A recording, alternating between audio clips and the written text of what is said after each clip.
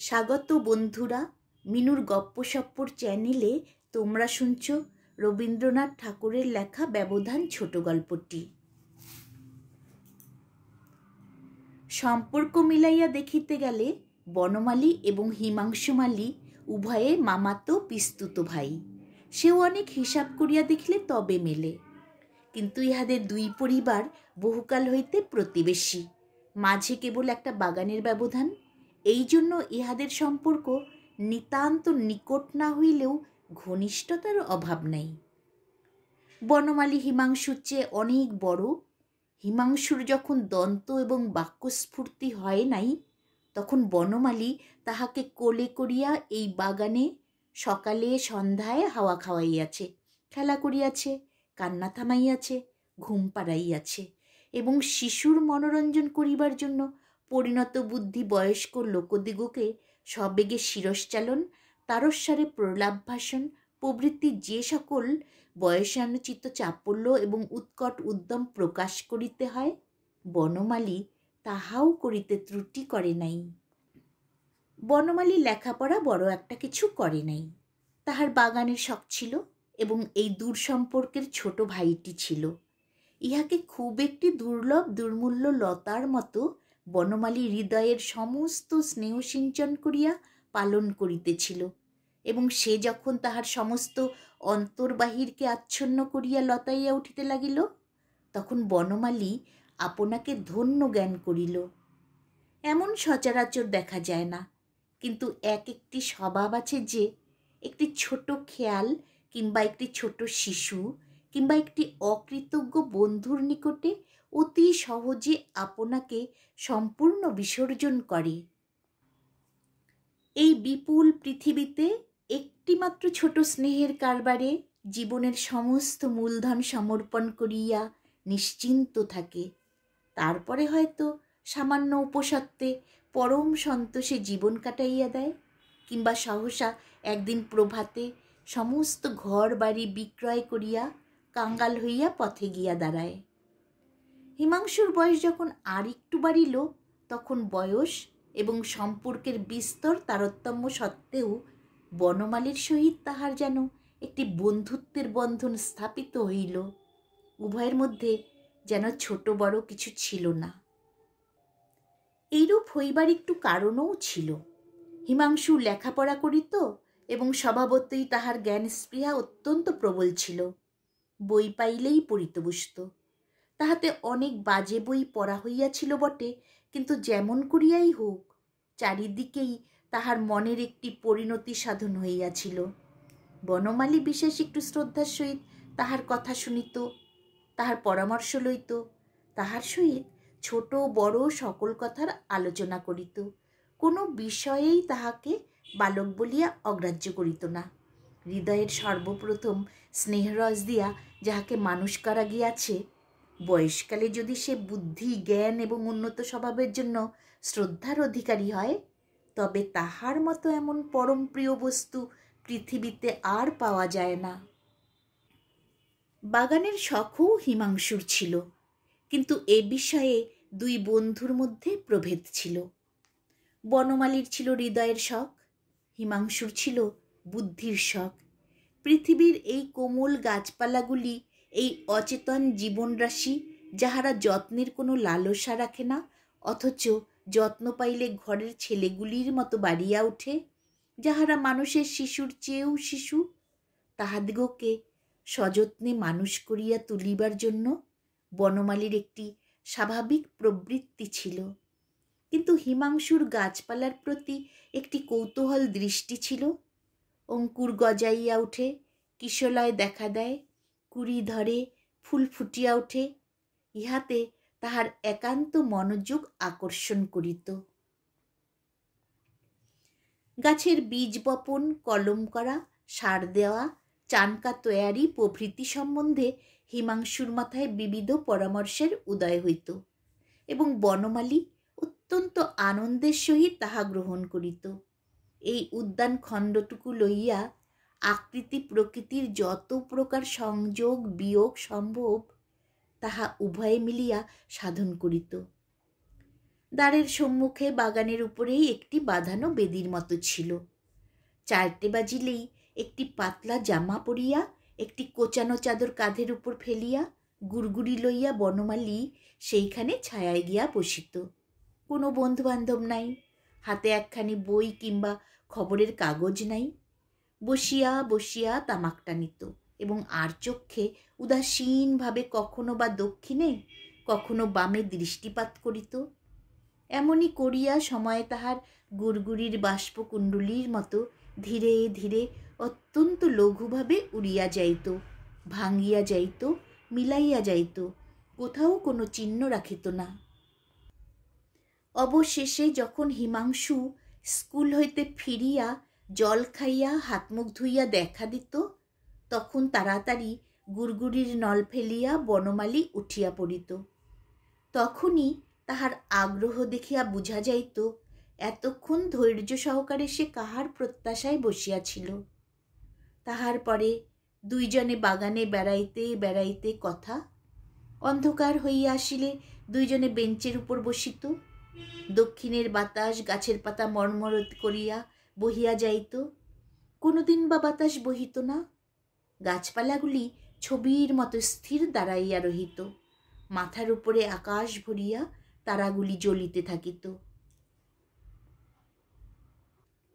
হিমাংশু কথা কহিত, বনমালী চুপ করিয়া শুনিত। যাহা বুঝিত না তাহাও তাহার ভালো লাগিত। যে সকল কথা আর কাহারও নিকট হইতে অত্যন্ত বিরক্তিজনক লাগিতে পারিত, সেই কথাই হিমাংশুর মুখে বড় কৌতুকের মনে হইত।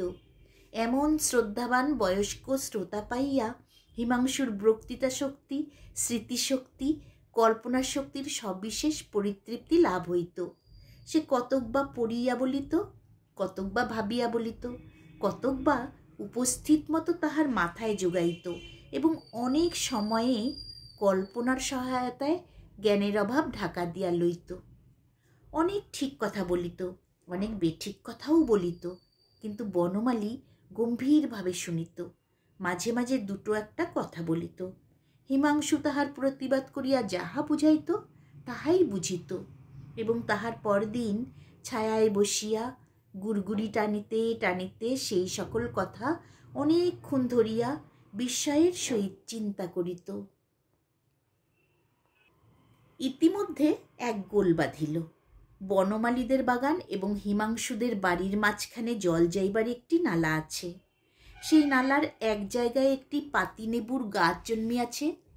সেই গাছে যখন ফল ধরে তখন বনমালীদের চাকর তাহা পাড়িতে চেষ্টা করে এবং হিমাংশুদের চাকর তাহা নিবারণ করে, এবং উভয় পক্ষে যে গালাগালি বর্ষিত হয় তাহাতে যদি কিছুমাত্র বস্তু থাকিত তাহা হইলে সমস্ত নালা ভরাট হইয়া যাইত।